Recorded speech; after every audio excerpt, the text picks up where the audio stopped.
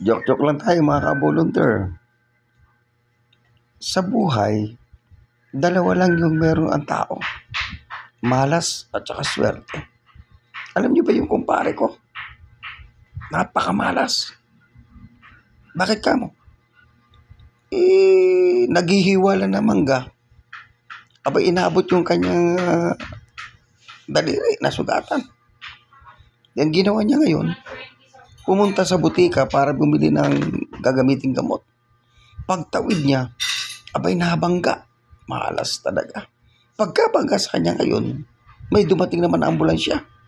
Isinakay siya sa ambulansya para dalhin sa ospital. Nung habang naglalakbay yung ambulansya, nabangga yung ambulansya ng dump truck. Sus, talaga naman patay. Nung ililibing naman na siya, habang papatawid yung karo sa may reles ng tren, biglang dumating yung tren. Sus, talaga naman, nabangga yung karo. Dobling patay. Ito ngayon nasiste. Nung ang kaluluwa niya paakyat na sa langit, nabangga naman ng eroplano. Ayun, bumagsak sa impyerno. Sobrang kamalasan. Joke lang po, joke lang.